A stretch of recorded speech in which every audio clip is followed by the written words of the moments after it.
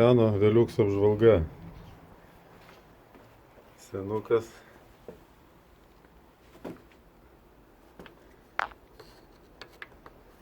Tas tarpinis, kur dažnai žmonės sako, gal galim pakeisti. Čia specialiai nuėmiau.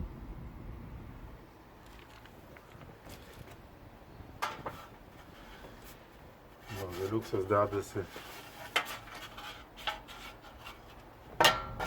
į tokią skardelę. Skardelė, kuri uždaro rėmą. Pradėjęs snigti, tai perėjom į vidų.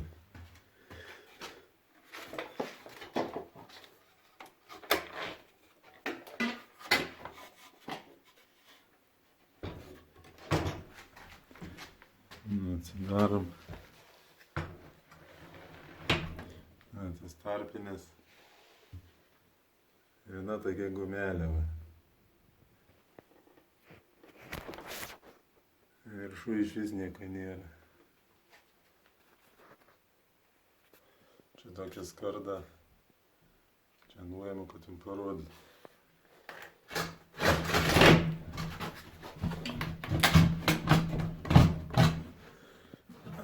Nepatogu čia.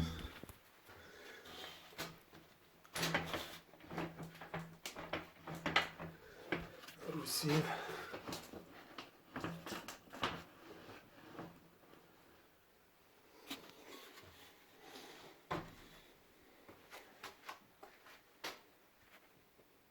Nu, atidarėm langą.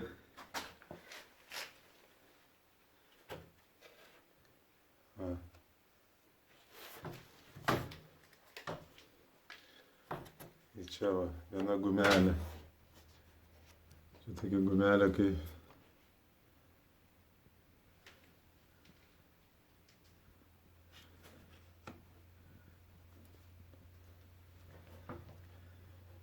blogai rodo Rusijai, bet kai juostelė tokia.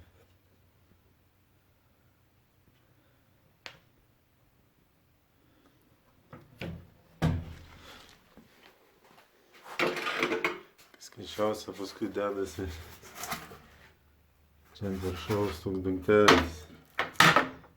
Jis dabar polistrolų būna pilnas, prišildytas, tai jisai Veliuksas ir kažkiek dar iškrito dabar čia. Jisai čia viršui taip užsideda. Tada čia susideda tas, kur jums rodžiau.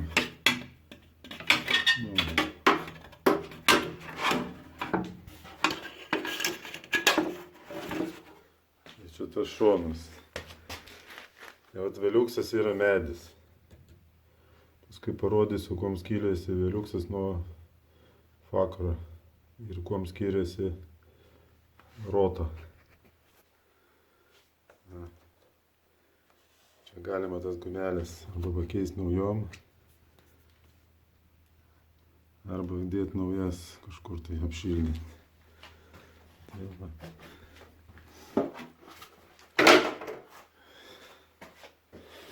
Kam reikia stoglankių kartais, kai žmonės atiduoda, ir aš būna atiduoda arba donorais paleidžia. Keista, kad čia neapšildyta kokia nei nieko. Bet kitam video bus roto apžvalga. Vadinami sijonai, kurie perki Veliukso dėžę, paskui perki atskirai sijonus. Čia uždėjau ant senų Veliuksų naujus poralonus. Ir jie paskui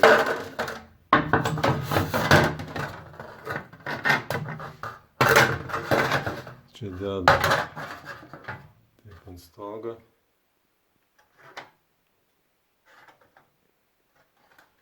Paskui tą, kur skardelę rodžiau, užsideda. Ir va čia tas šaltas toks rėmas gauna.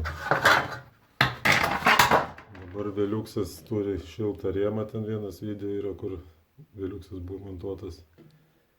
Tai čia toks poralonas eina aplinkui. Čia senovinis nėra dar nieko. Tai tam senukui nežinau, kokį 20 metų turbūt, dar pilnai kažkam tiktų į sodą.